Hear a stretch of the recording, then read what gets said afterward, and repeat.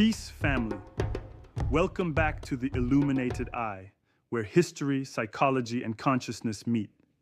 Today, we travel back to the sands of West Africa, to a city that once held more books than all of medieval Europe. A city so advanced that travelers thought it was legend. This is the true story of Timbuktu, the city of scholars they never told you about, long before Oxford and Cambridge, long before the Renaissance in Florence.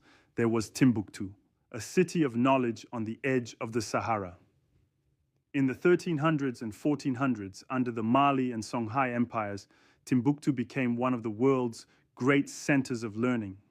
The Sankore University stood at its heart, a place where thousands of students studied mathematics, astronomy, law, medicine, and philosophy. The manuscripts of Timbuktu, over 700,000 of them, contained ideas about stars, medicine, and governance centuries ahead of their time. Caravans carried salt, gold, and wisdom across the desert, connecting West Africa to Cairo, Mecca, and Moorish Spain. So when we talk about the golden age of the Moors, remember, that brilliance began here, in Africa's interior. Timbuktu was the university that taught the world. The scholars of Timbuktu weren't isolated dreamers. They were part of a global conversation. Names like Ahmed Baba, who owned more than 1,600 books himself, stand as proof of Africa's literary tradition. He debated law and ethics with scholars in Morocco and Egypt. Their classrooms were open courtyards beneath the sun. Students sat in circles with manuscripts spread across mats, learning not only arithmetic and astronomy, but also how to live in harmony with creation. Knowledge was sacred and teaching was service. But when foreign empires began expanding, this network of wisdom was disrupted.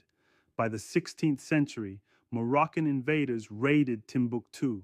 Thousands of manuscripts were seized, libraries destroyed, and scholars taken north in chains. Still, even as their city was looted, they carried memory with them, because true knowledge can't be burned. For centuries, Western historians claimed that Timbuktu was a myth, that Africans couldn't have built such a civilization. But the truth never disappeared. Families hid manuscripts beneath floors and in desert caves. Generations protected what they could, waiting for the world to look again. When those ancient texts were rediscovered in the 20th century, the illusion of Africa as a continent without history began to crumble. The legacy of Timbuktu reminds us that Africa was never a passive observer. It was an active author of world civilization.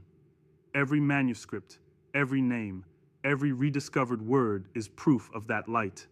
Timbuktu stands as a monument to Africa's intellect, a reminder that wisdom is not confined by geography and that truth, once written, never truly dies. I will end on this note. Sakhu means the illumination of the soul, the process of understanding, developing, and bringing forth the divine essence within human beings. Dr. Wade Nobles often describes it as the illumination of the spirit, or the process of developing the spirit to its highest state of awareness. In the Kemetic language, Sakhu Sheti can be translated as the process of illuminating the spirit through deep understanding and knowledge. So, in Noble's framework, Sakhu psychology, or Sakhu Shiti, is the African-centered approach to understanding the mind, behavior, and spirit, rooted in African cosmology, not Western individualism. I'm Mustafa, and this is the Illuminated Eye. Until next time, stay aware, stay grounded, and keep your third eye open. Peace.